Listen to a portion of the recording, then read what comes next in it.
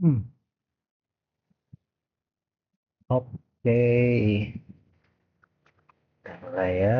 Assalamualaikum warahmatullahi wabarakatuh. Hmm, oke, teman-teman semua. Terima kasih banyak ya buat yang udah meluangkan waktunya untuk ya bergabung di sesi kali ini ya. Semoga kita semua selalu berada dalam keadaan sehat ya, semangat pastinya, dan terus diberi kemudahan lah gitu ya dalam mencari ilmu. Oke, ada sebentar ya. Oke, jadi sebelum kita mulai, seperti biasa ya, mari kita awali kegiatan ini dengan berdoa menurut agama dan keyakinan masing-masing, ya, agar apa yang kita pelajari hari ini bisa membawa manfaat dan menjadi ilmu yang berkah.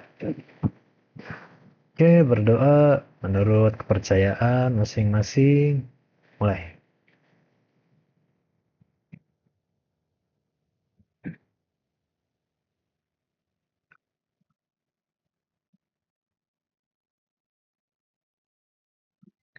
Oke, berdoa selesai. Nah,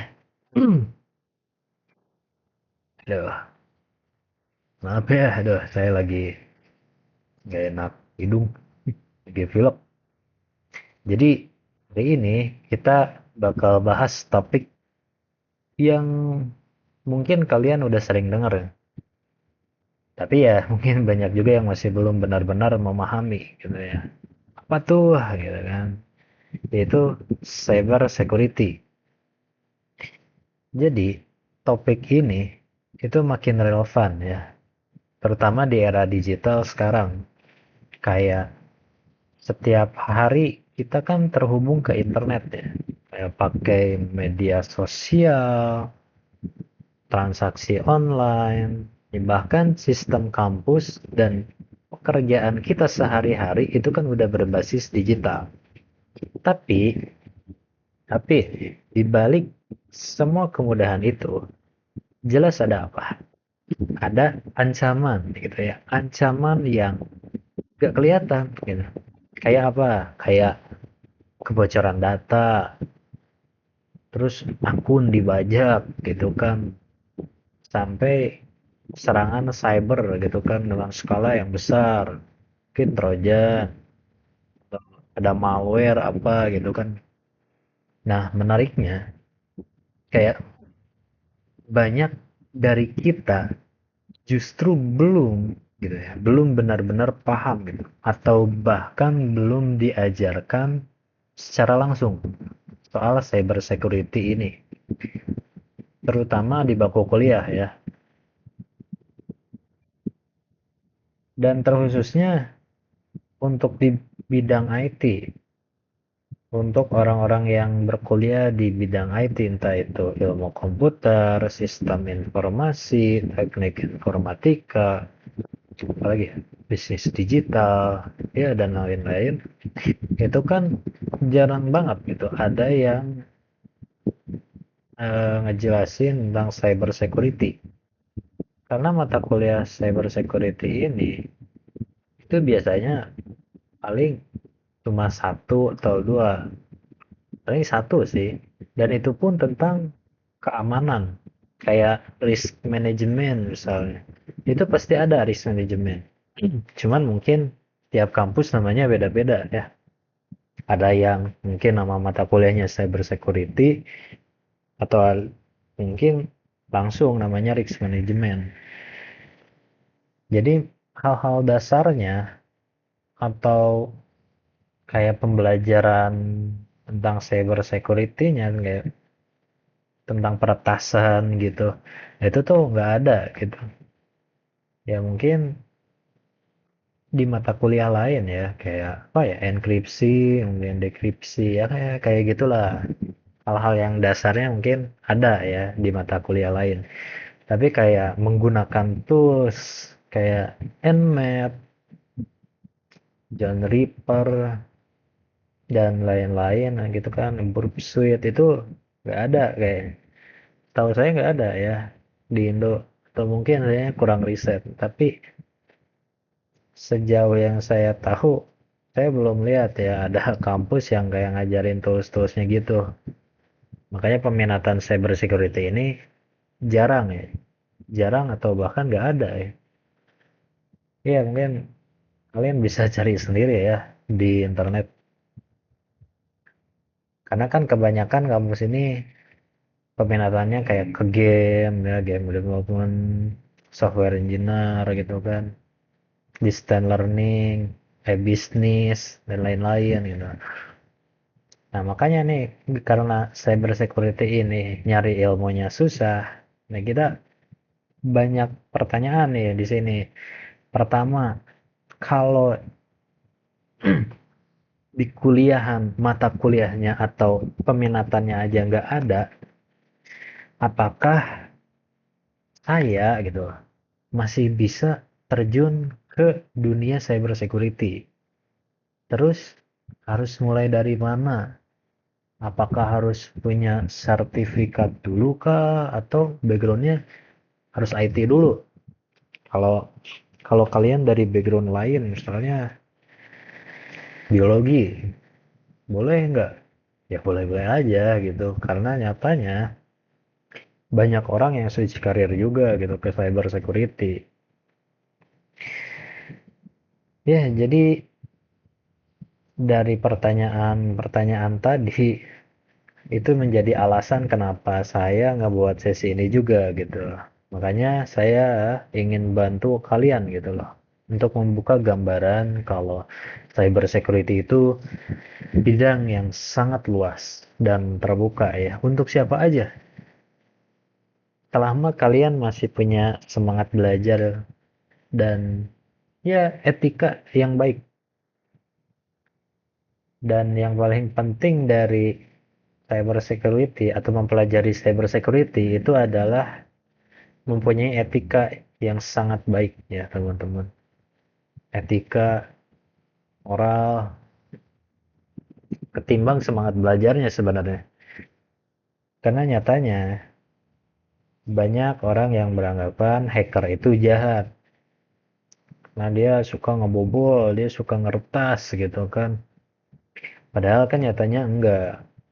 Kalau di dunia persekuritian ini juga kan, atau perhackeran ini, itu kan ada tiga ya. Yaitu white hat dan black hat gitu kan. Dan satu lagi tuh grey hat ya. Ya simpelnya kayak white itu baik, black itu jahat, nah grey ini dia netral. Kayak gitulah. Terus, nah mungkin ini juga pada bingung nih. Kayak grey hat tuh, dia grey hat ini dia lebih bias ke ya, dia cenderung ke black hat. Kadang dia disalahpahami sebagai black hat karena dia nggak punya izin buat testingnya. Biasanya ya kayak dia ngetes suatu website, misal website pemerintahan, dia nggak izin dulu tuh, langsung aja gitu, langsung terobos, dia tes segala macam tanpa izin, terus dia ketahuan tuh misalnya. Nah itu dia bisa jadi kriminal. Karena apa? Meskipun tujuannya dia baik gitu. Tujuan grey hat ini dia baik, tujuannya baik. Karena dia mau menemukan bug gitu kan. Menemukan celah gitu. Terus dilaporin. Tapi bedanya dia ini nggak izin. Nah, makanya kenapa grey hat ini dia kadang disalahpahami gitu. Banyak orang yang salah paham. Kayak, wah nih black hat gitu. Jahat nih orang mau ini, mau ngeretas web gua aja. Tapi enggak ya, beda. Jadi nih buat kalian yang merasa merasa bukan dari jurusan cyber banget lah gitu. Jangan minder dulu gitu. Karena nyatanya banyak nih praktisi-praktisi di luar sana gitu yang justru mulai dari nol. Mereka belajar sendiri dan tumbuh lewat pengalaman dan pastinya komunitas gitu. Makanya komunitas ini sangat penting ya. Karena dengan itu kalian bisa sharing-sharing, kalian bisa tanya-tanya lah gitu tentang seputar cyber security kayak Bang, aku mau tanya dong kalau di cyber security itu gimana ya, harus belajar apa aja ya, atau Bang, ini aku baru pertama kali eh, ngetes website gitu kan,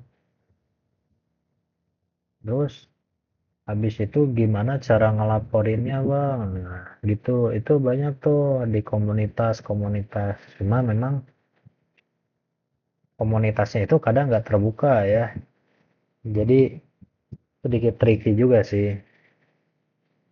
Tapi saya lihat akhir-akhir ini di TikTok terutama itu banyak banget orang yang buka atau ngasih ini link server Discord kayak bagi-bagi ilmu gitu. Nah, di sini juga yang saya takutkan.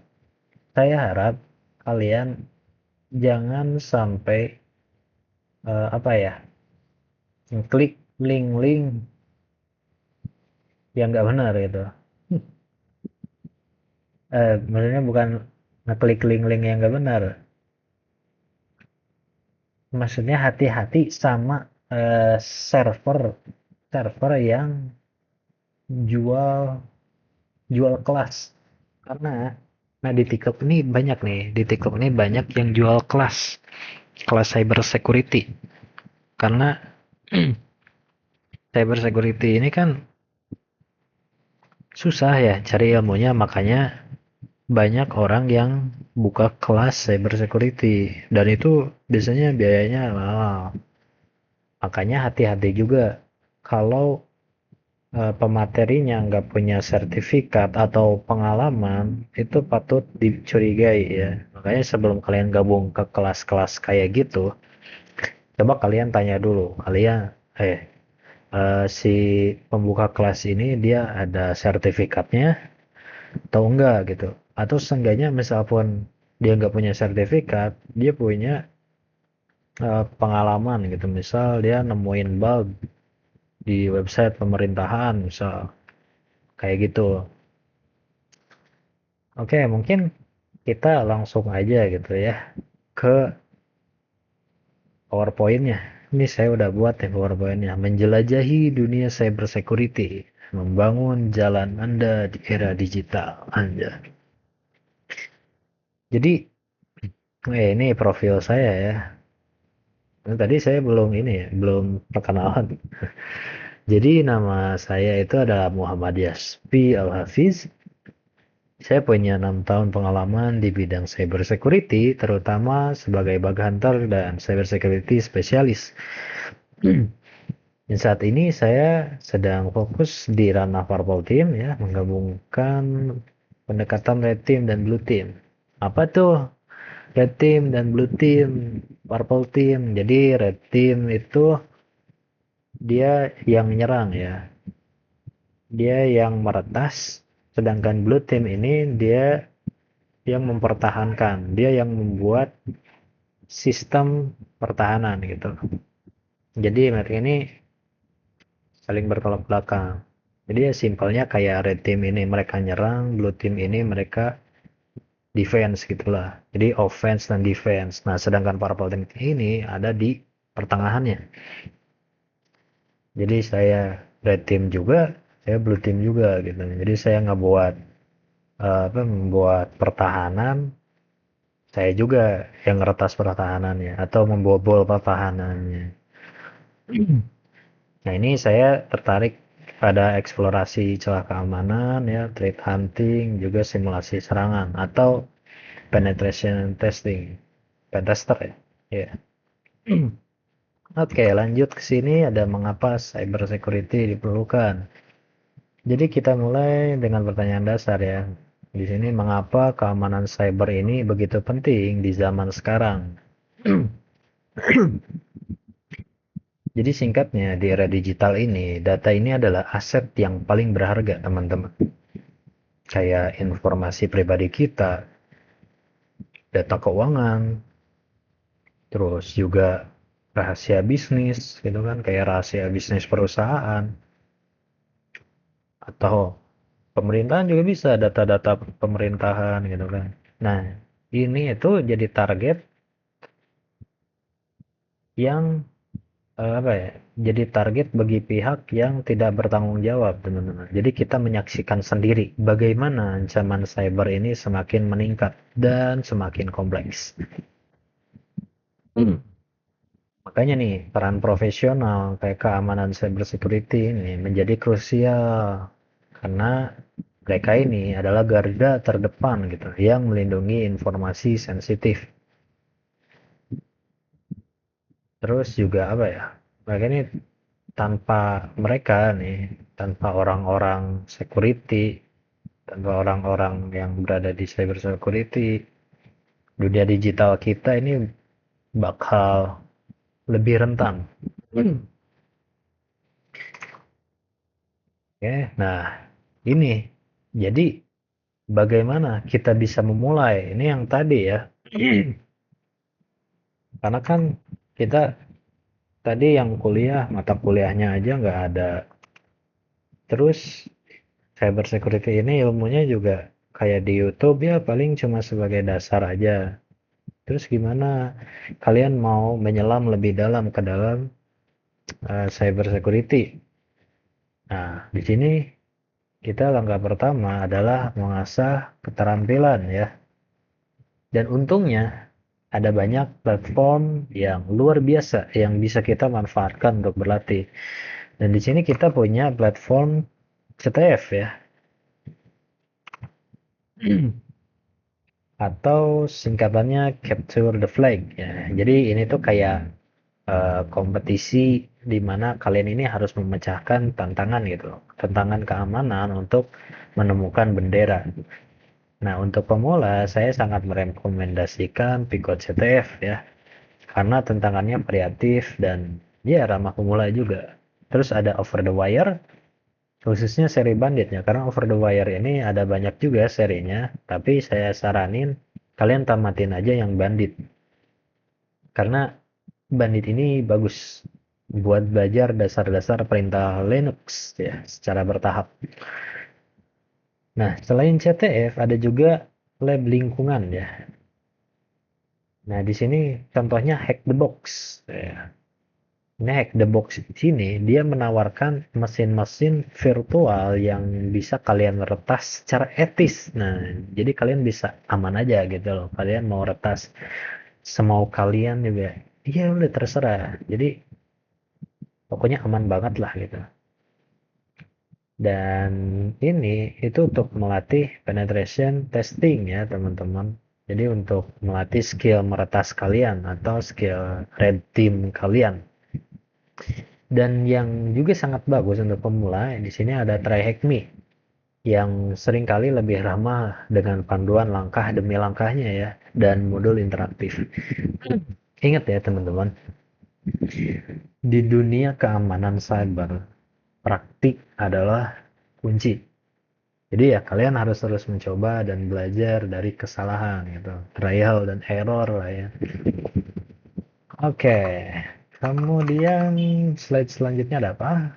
Oke, wajib menggunakan Linux atau enggak? Ini sistem operasi ya. Jadi pertanyaan umum lainnya ini, apakah wajib menggunakan Linux? Terutama kali Linux ya. Karena yang sering banget atau populer banget orang tahu tentang perhackingan, mereka pakai kali Linux gitu kan. Jawabannya bagi saya itu sangat direkomendasikan terutama bagi pemula ya. Karena mayoritas alat dan framework cyber security itu dikembangkan untuk lingkungan Linux, teman-teman. Makanya kalau kalian pakai Windows itu sangatlah kurang. Tapi bang, banyak gitu yang pakai Windows. Yaitu kan di Windows juga pada pakai VM ya, pakai virtual machine. kan nggak langsung di Windows-nya. Kalau nggak ya pakai WSL. Jadi buat teman-teman nih yang nggak tahu Kali Linux ini dia distribusi Linux yang paling populer ya di kalangan profesional keamanan cyber. Jadi dia ini dirancang khusus buat pentesting ya. Sama satu lagi tuh ini digital forensik. Bahkan datang dengan ribuan alat yang udah kepasang. Nah, sebenarnya selain Kali Linux masih banyak nih kayak Parrot, Black Arc, ya masih banyak yang lain. Cuma kenapa Kali Linux ya? Karena Kali Linux itu ya lebih ramah aja gitu. Terus yang paling penting Kali Linux itu komunitasnya gede ketimbang Parrot sama Black Arc. Makanya ada pakai Kali Linux. Oke, selanjutnya anonimitas dan privasi.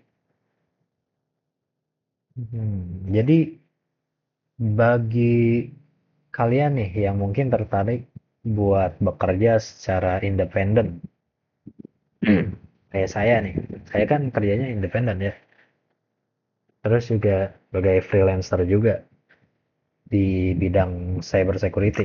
Jadi dia nggak kerja di perusahaan. Nah ini kalian bisa banget nih pakai OS Tails OS ya, operating system Tails OS. Ini Linux juga. Jadi Tails OS ini dia singkatan dari The Amnestic Ignotic, sorry, masih nyebutnya Incognito ya, The Amnestic Incognito Live System. Ya itu, semoga nggak salah ya.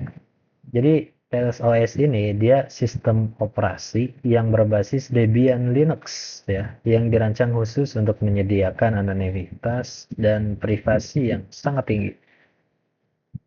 Salah satu fitur utamanya itu dia boot langsung ya. Dia itu ngebut langsung dari USB stick atau DVD dan semua koneksi internetnya ini secara otomatis diarahkan ke jaringan Tor.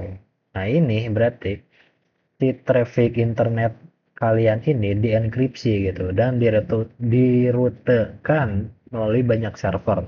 Jadi itu bakal ngebuat kita sangat sulit buat dilacak gitu. Jadi kalau kalian mau menjelajah nih, kayak mau menjelajah ke dark web, bisa bisa tuh pakai DLOS. Kalau kalian takut di retas balik gitu kan, bisa. Selanjutnya ada prospek kerja di bidang cyber security. Oke, prospek kerjanya ya. Jadi ada beragam peran ya yang bisa kita pilih. Kayak di sini contohnya ada security analyst. Dia buat apa ya? Di security analyst ini kerjanya dia mantau sistem gitu. Sistem untuk ancaman. Kemudian ada pen tester atau ethical hacker, ya ini mereka yang mensimulasikan gitu serangan untuk menemukan kerentanan. Pen tester ini dia masuknya ke red team ya. Terus juga ada security consultant, dia yang memberikan saran, dan incident responder yang bergerak cepat saat terjadi serangan, security engineer, dia yang merancang sistem keamanan, hingga forensic investigator ya. Dia yang analisis bukti digital. Nah ini ya, yang menarik ini gaji di bidang cyber security ini dia sangat kompetitif ya, mencerminkan tingginya peminatan ya dan spesialisasi yang dibutuhkan gitu. Jadi ini bidang yang sangat menjanjikan lah ya secara finansial. Oke, selanjutnya ini ada jalur Bagonti.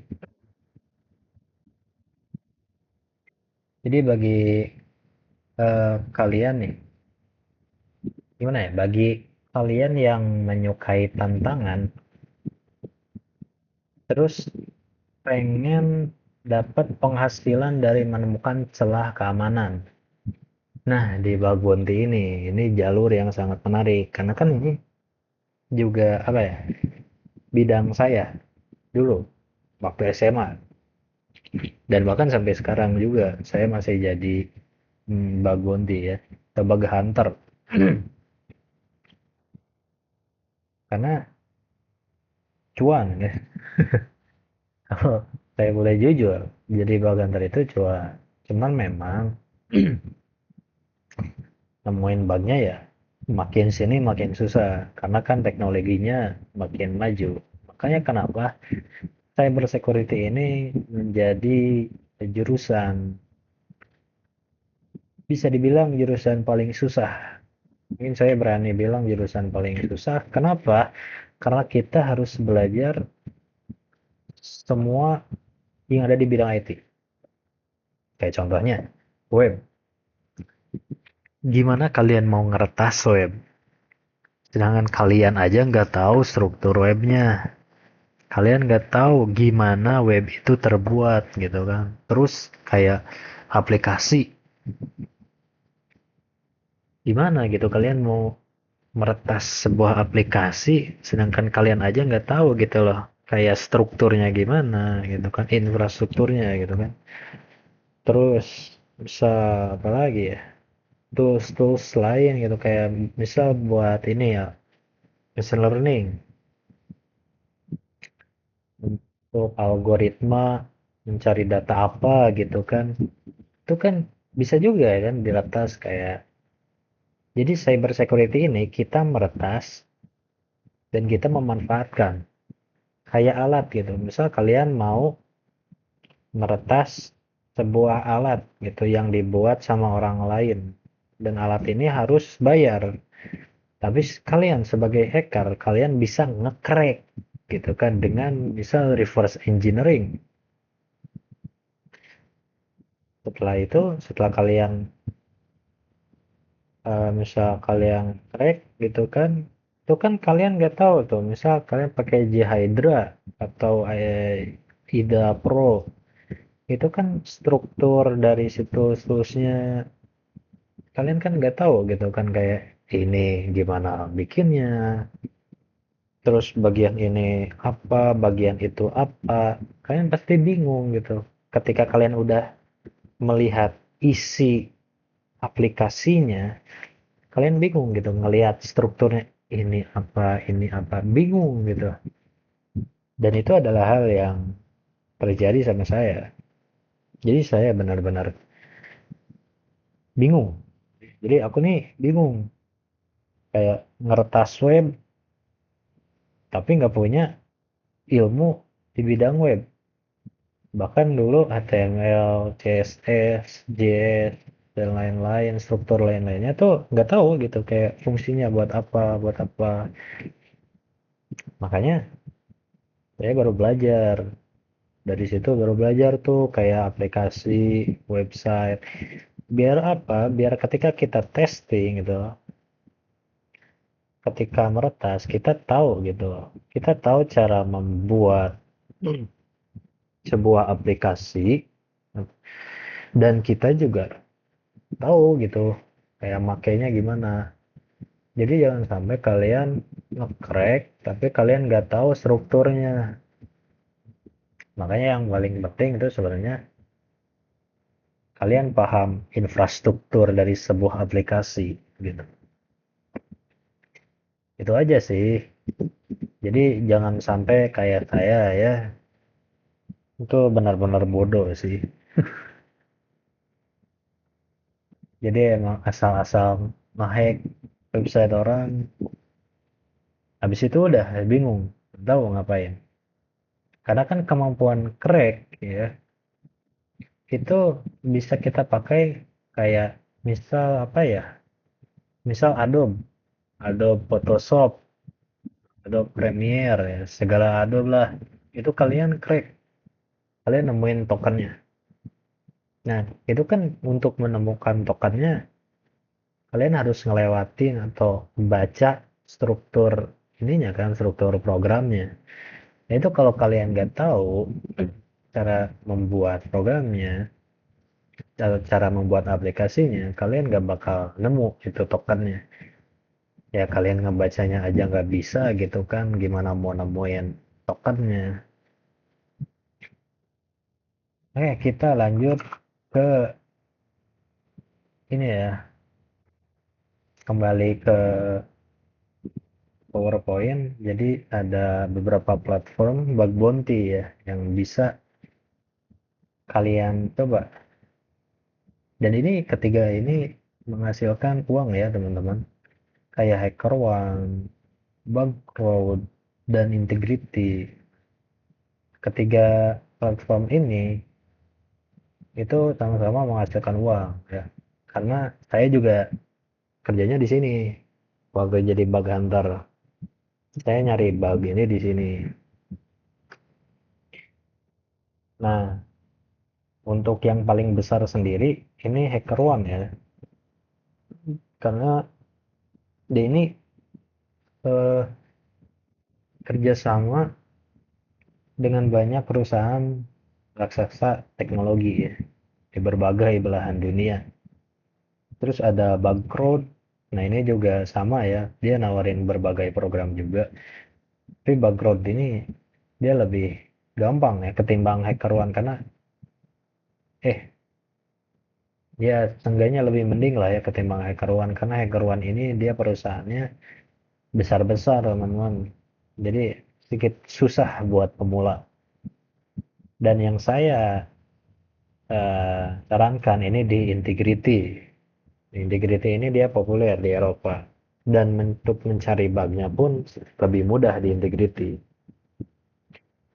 Jadi menjadi seorang bug hunter ini butuh kesabaran ya teman-teman. Butuh sabar, ketekunan, terus juga pemahaman yang mendalam gitu loh. Tentang berbagai jenis kerentanan web dan aplikasi ya.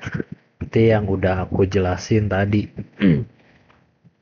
Jadi ini itu adalah cara yang bagus lah gitu untuk membangun reputasi, terus portofolio kalian lah gitu, sambil berpotensi mendapatkan penghasilan yang ya lumayan lah. Karena dari portofolio ini juga mungkin kalian nanti suatu saat mau kerja di perusahaan atau di bank misal jadi IT security di BCA bisa. Oke, selanjutnya ada tim-tim di cyber security ini yang tadi udah saya jelasin. Jadi yang pertama ini ada red team, mereka ini penyerang etis. Tugas mereka ini mensimulasikan serangan dunia nyata terhadap organisasi gitu, buat nemuin kelemahan dan pertahanan dan proses mereka. Jadi mereka ini mirip kayak ethical hacker lah ya atau penetration tester. Kemudian ada blue team, mereka ini pembela ya. Mereka ini tanggung jawabnya tadi ya mempertahankan kayak organisasi dari serangan cyber. Nah, ini Blue Team ini dia mencakup pemantauan sistem, deteksi insiden, terus apa lagi ya? eh, Respon terhadap serangan gitu, terus implementasi kontrol keamanan. Dan yang ketiga ini yang tadi ya, ini ranah saya sekarang Purple Team. Jadi Purple Team ini dia menekankan kolaborasi antara Red Team dan Blue Team. Ya, mereka berfungsi sebagai jembatan untuk komunikasi dan perbaikan berkelanjutan gitu. Jadi memastikan bahwa pelajaran yang didapat dari simulasi serangan gitu dari si Red Team ini diimplementasikan gitu loh buat ningkatin pertahanan Blue Team.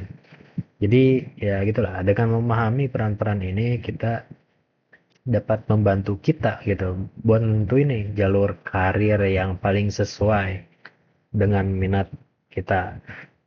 Cuman kalau dari saya sendiri, saya ngerekomendasiin kalian sebagai red team dulu ya atau penetration tester. Karena kenapa? Menyerang itu lebih mudah ketimbang membuat teman-teman. Karena membuat itu ya ya susah banget lah. Jujur aja saya di Blue Team juga itu pusing banget nih kayak ngebangun infrastrukturnya. Makanya kenapa untuk awal-awal kalian mending belajar red team dulu. Karena ilmu red team itu lebih banyak ketimbang blue team guys. Karena blue team itu gimana ya, materinya jujur aja kalau di internet itu dikit banget loh Mas. Kayak ya dikit banget lah. Kayak orang yang nge-share materi Blue Team itu kebanyakan red team. Mereka ngeretas, kertas, kertas. Makanya aku saranin buat kalian yang mau belajar itu mending jadi penetration testing ya, atau tester. Atau testing sih. Oke, kita lanjut. Nah, ini dia memulai perjalanan Anda. Jadi setelah kalian mendengar semua ini nih, gimana sih kalian bisa mulai perjalanan kalian di dunia cyber security? Jadi yang pertama, pelajari dasar-dasarnya dulu, gitu. Karena ini fondasi kita, gitu, fondasi kalian gitu, buat apa ya? Ya buat di cyber security ini kayak kuasai gitu dasar-dasar jaringan komputer, sistem operasi gitu, terutama Linux ya teman-teman. Jadi ya, belajar Linux itu sangat penting kalau kalian mau di cyber security. Dan juga konsep pemrograman. Nah, konsep pemrograman ini ya itu tadi kayak infrastruktur ya, struktur-struktur program itu kalian harus paham. Dan di sini juga tadi saya nggak bahas ini ya, kayak tentang bahasa yang harus diambil di cyber security. Dan mungkin ini saya bahas jelas aja, kayak kalau saya sendiri itu awal-awal eh, belajarnya Python ya. Karena Python itu toolsnya banyak banget untuk cyber security. Di GitHub banyak kok orang yang udah buat tools-tools, cuman hati-hati rawan malware. Jangan sampai kalian asal ngeklon, terus tiba-tiba laptop kalian kena virus, kan nggak lucu ya. Makanya lihat-lihat juga. Kenapa Python ya? Python itu kan gampang ya. Dan Python ini dia bisa apa aja gitu loh. Kalau kalian lihat tutorial-tutorial pun banyak kok gitu kayak Python. Kemudian yang kedua Bash scripting ya. Banyak tuh Bash scripting kayak script kode-kode itulah. Walaupun sebenarnya saya cuma bisa dikit sih kayak scripting Bash. Nah, kalau scripting Python bisa kebanyakan scriptingnya Python ya.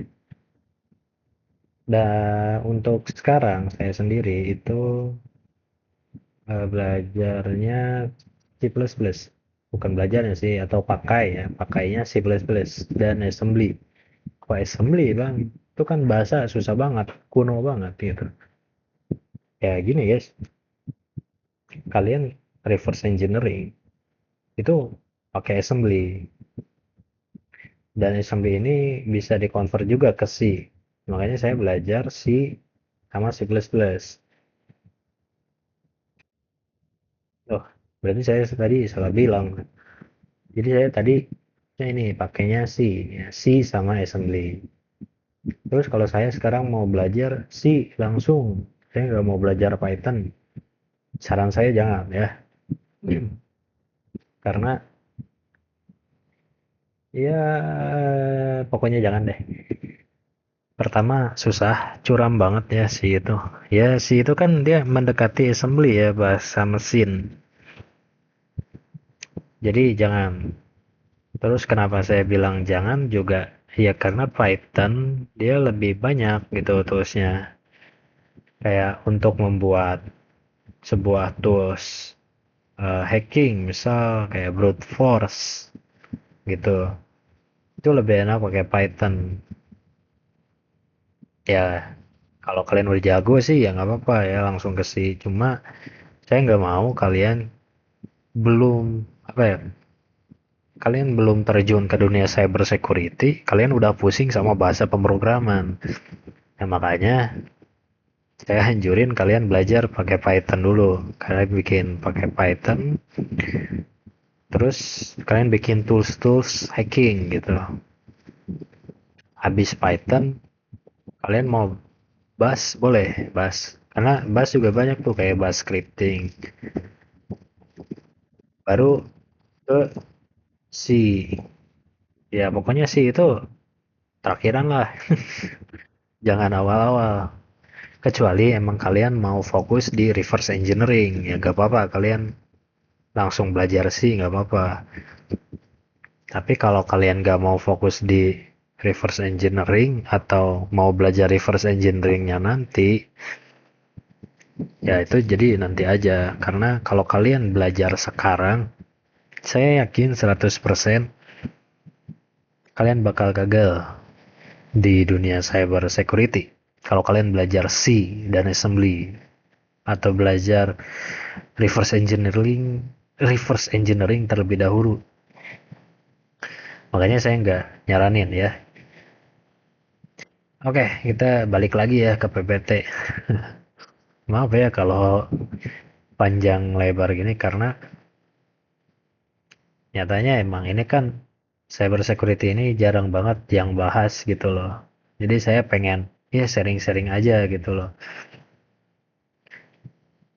Kemudian tadi sampai mana ya? Tadi dasar-dasar ya. Sekarang berarti memanfaatkan sumber daya online gratis. Nah ini kayak kalian dari forum atau media sosial. Sekarang ini udah banyak banget yang ngasih ilmu gratis.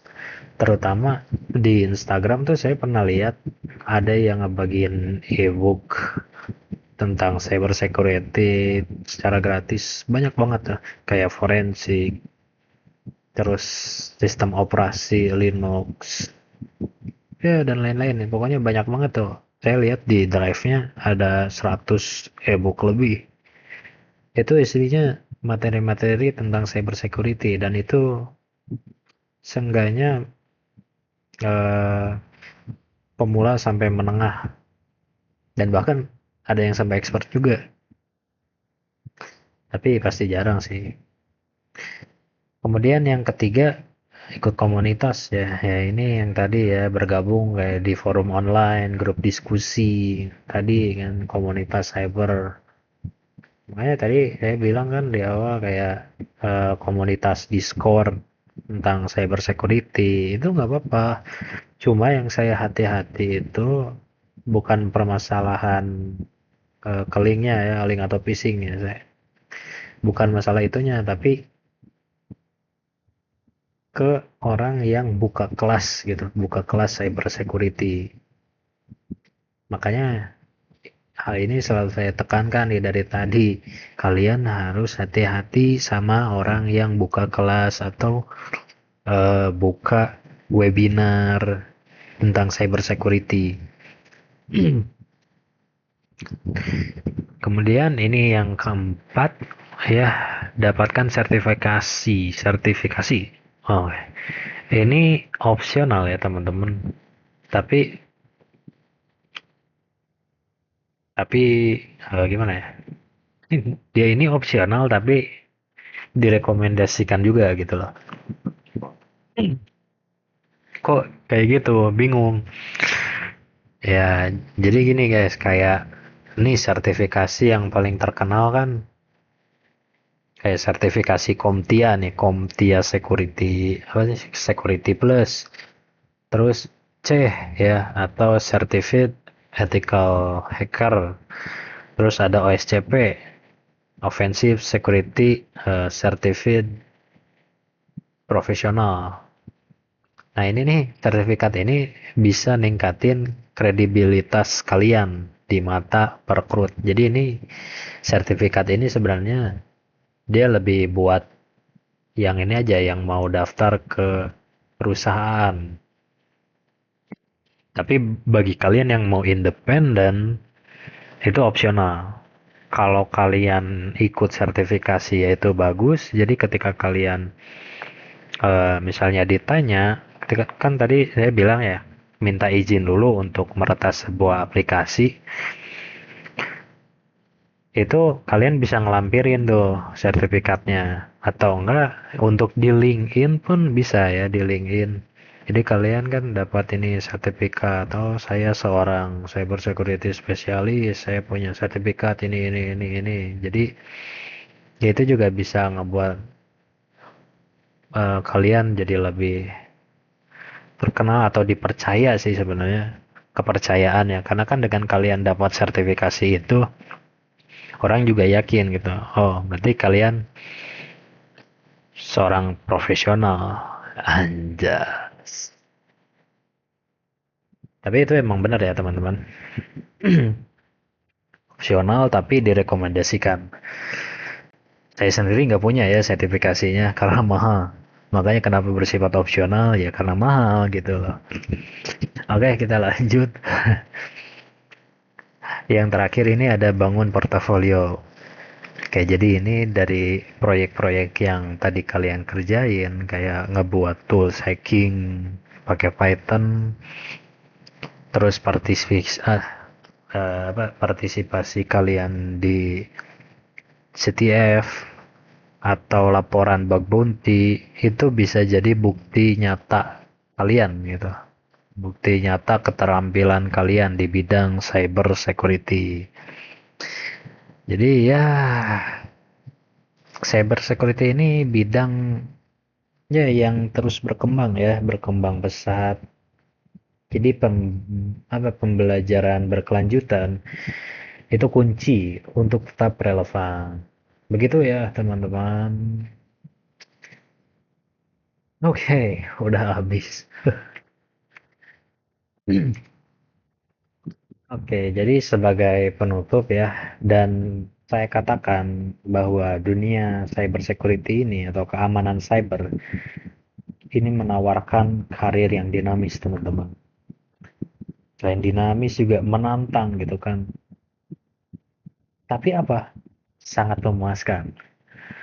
Jadi dengan banyaknya sumber daya yang tersedia dan permintaan yang tinggi di pasar kerja, ini adalah waktu yang tepat untuk kita mempertimbangkan jalur karir ini. Jadi baik kalian tertarik pada pertahanan tadi atau blue team ya, atau penyerangan red team gitu kan, atau menemukan bug di sistem, itu selalu ada tempat untuk kalian di ekosistem keamanan cyber gitu.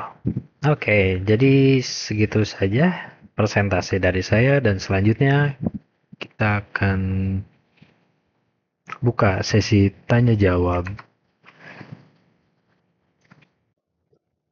Hmm. Oke, tanya jawab serba-serbi cyber security edisi mahasiswa dari penanya satu. Di kampus saya itu nggak ada mata kuliah khusus cyber security, paling cuma risk management atau yang umum-umum aja. Nah, kalau kayak gitu, apakah saya masih bisa masuk dunia cyber security atau harus pindah jurusan? Oke, eh,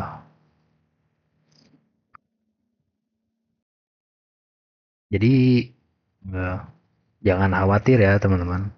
Jadi kamu tetap bisa banget kok masuk ke dunia cyber security ya, walau matkulnya minim gitu. Jadi banyak praktisi di luar sana justru belajar secara otodidak, terus ikut komunitas, apalagi ya, latihan lewat tadi platform online. Jadi meskipun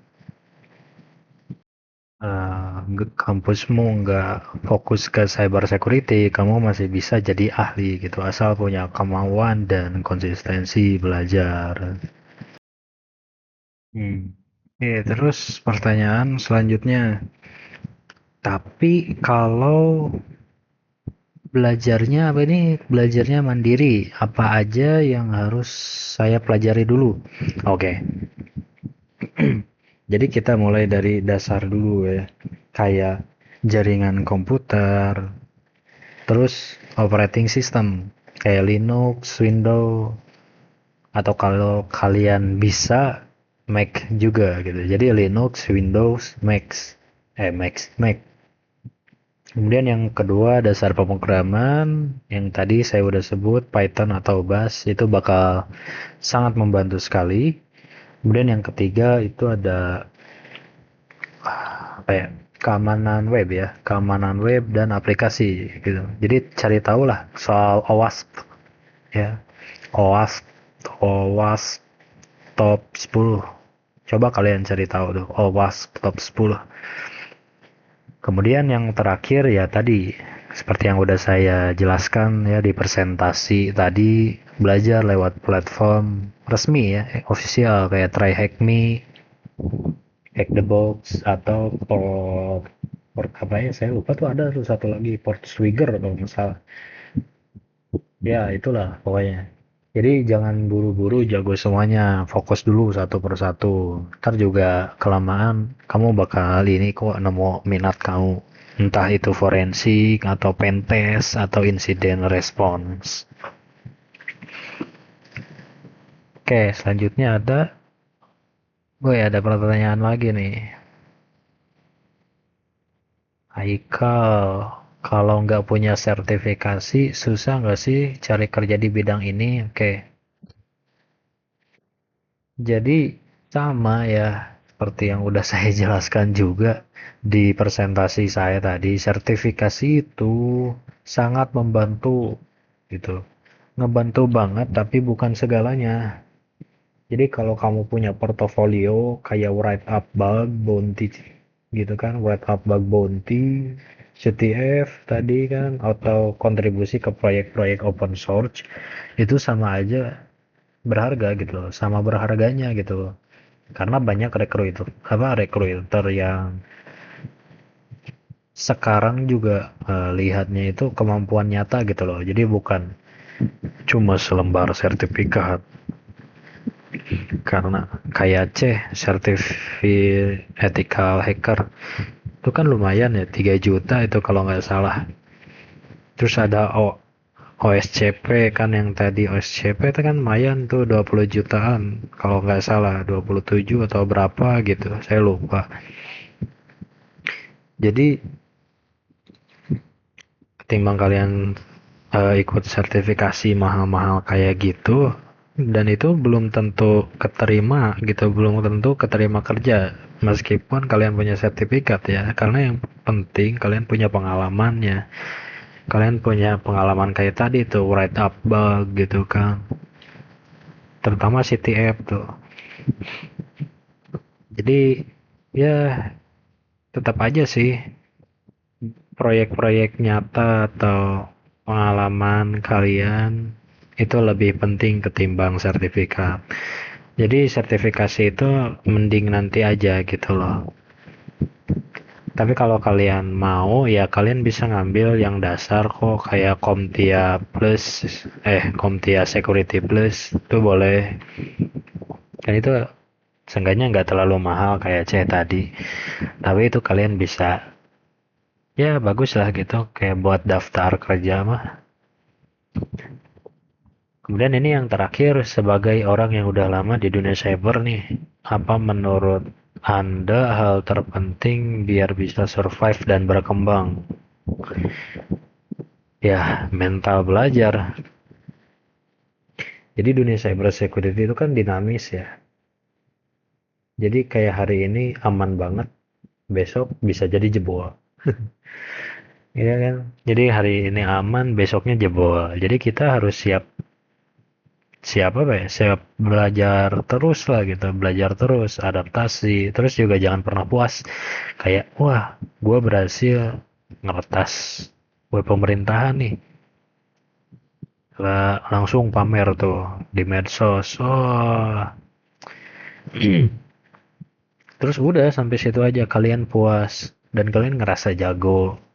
Gak apa-apa ngerasa jago, tapi kalau ngerasa puas itu udah beda cerita. Kalian kayak kalian mau gitu skill kalian di situ-situ aja, ngeretas web yang bahkan tuh webnya kayak buatan anak magang gitu. Iya kan, kalau kalian lihat web pemerintahan Indonesia ya, aduh, ini bahaya nggak ya? Takut saya. Tapi kan emang kenyataannya kayak gitu ya, kayak Cortex, oh, Cortex, apa sih sebutannya? Cortex ya, Cortex. Ya itulah pokoknya yang buat pajak-pajak itu kan banyak banget tuh bugnya. Kayak itu anggarannya kan gede banget ya. Terus tampilan websitenya ya, ya gitulah ya. Nggak perlu saya jelasin jauh-jauh lagi tentang website itu. Jadi yang paling penting tadi kita harus terus belajar ya, adaptasi, terus jangan pernah puas. Dan satu lagi nih, satu lagi, itu etika. Jaga etika ya, karena skill boleh tinggi bos. Tapi kalau nggak ada etikanya ya buat apa? Jatuhnya jadi ancaman gitu, bukan solusi. Kalian mau jadi kriminal, ya gak apa-apa sih. Kalian mau jadi kriminal juga gak apa-apa. Cepat kaya kok. Dengan kalian ngehack terus ngancem data penting gitu kan, nggak apa-apa gitu. Itu cuan bro, lebih cuan daripada kerja jujur, kerja dengan etika. Karena emang yang kotor-kotor itu lebih menyenangkan. Cuma ya saya harapannya buat kalian yang nonton video ini, untuk yang mau ke cyber security, saya berharap kalian gimana ya, gak ke jalan yang salah lah gitu, dan tetap berada di jalan yang benar ya, sebagai ethical hacker ya. Hacker dengan kode etik ya. Hacker yang mempunyai etika gitu. Jadi mungkin itu saja. Ini nggak ada lagi yang nanya. Oke, itu aja ya. Oke, karena nggak ada pertanyaan lagi, mungkin aku akhiri aja sesi kita kali ini. Ya, mungkin berbelit-belit atau terlalu banyak perulangan ya,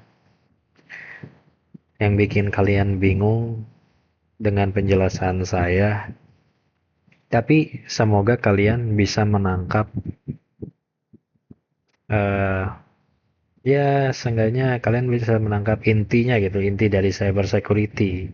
Yaitu adalah etika ya. Kemudian juga tentang penjelajahan, penjelajahan. Oh, tentang penjelajahan sih. Maksudnya tentang karir ya, tentang ingin berkarir di cyber security. Saya harap ya kalian jangan takut lah gitu. Meskipun ilmunya tidak eh, tidak luas, maksudnya luas ini itu enggak secara umum ya.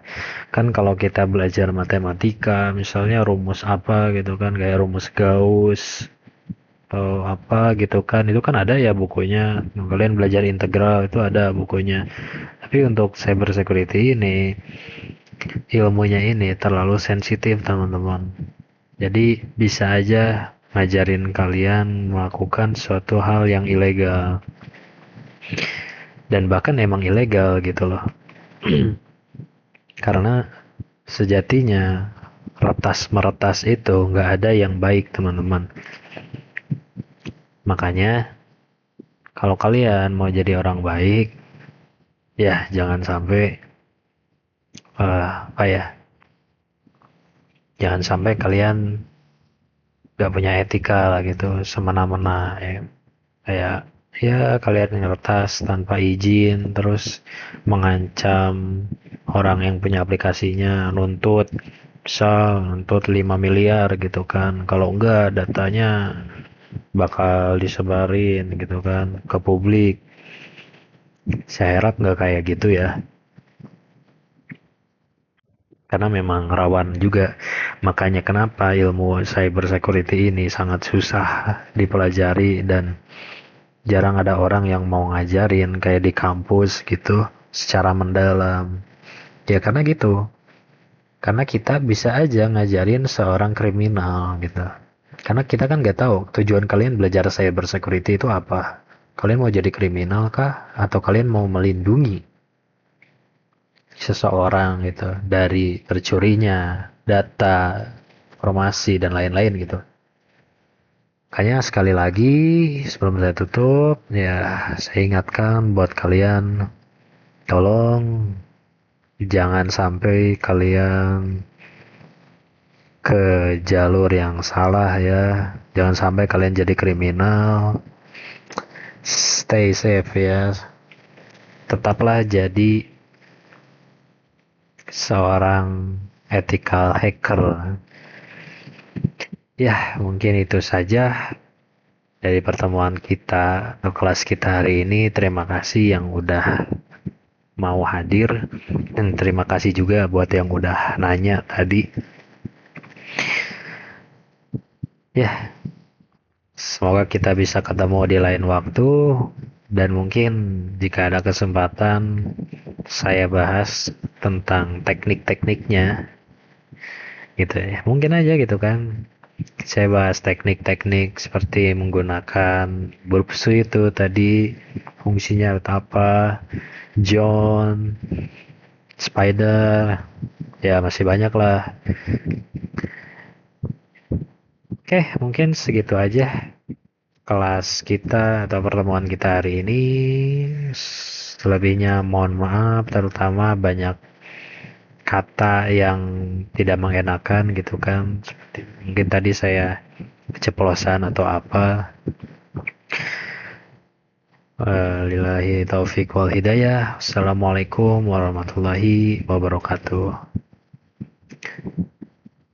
Selamat istirahat dan terima kasih.